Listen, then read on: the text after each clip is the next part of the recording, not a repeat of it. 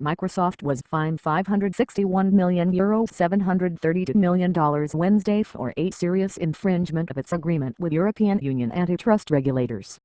Today, the Commission adopted the decision sanctioning Microsoft for its failure to comply with the legally binding commitments which it made to the Commission, said Joaquin Almunia, Vice President of the European Commission and the Commissioner responsible for its competition policies, at a Wednesday press conference in Brussels. To settle those antitrust concerns, Microsoft in December 2009 agreed that until 2014, it would create a choice screen in Windows for European users, which would allow them to select the browser they wanted.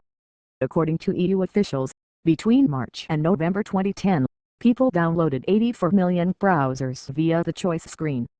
But the Wednesday fine against Microsoft was triggered by the company dropping the browser choice screen in later versions of Windows. Although Microsoft did make the choice screen available in March 2010, the choice screen was not rolled out as required following the launch of Windows 7 Service Pack 1 in May 2011, said Almunia.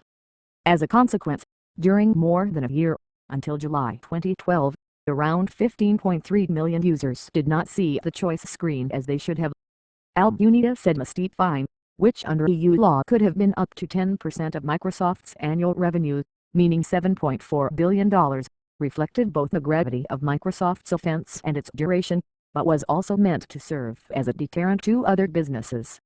If companies agree to offer commitments which then become legally binding, they must do what they have committed to do or face the consequences, namely, the imposition of sanctions, he said.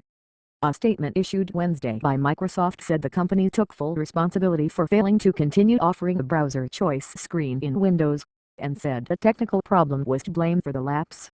"We take full responsibility for the technical error that caused this problem and have apologized for it," read Microsoft's statement. "We provided the Commission with a complete and candid assessment of the situation, and we have taken steps to strengthen our software development and other processes to help avoid this mistake, or anything similar, in the future."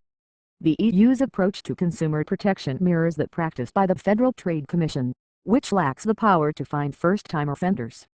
Instead, the FTC seeks legally binding settlements in which the alleged offenders agree to discontinue their violations of consumer protection laws. Likewise, rather than levying fines, the European Union often first seeks legally binding commitments from a company to alter its regulation in infringing ways. Such was the approach with Microsoft, and Almunia said it had led to the desired effect: increased competition in the web browser market. Of course, the browser market has evolved a lot since then, and fortunately so, he said. Users can't now easily choose, download and install the browser they prefer, which was precisely the objective of the Commission. Easy access to different browsers encourages companies to continue to innovate to provide users with the best products.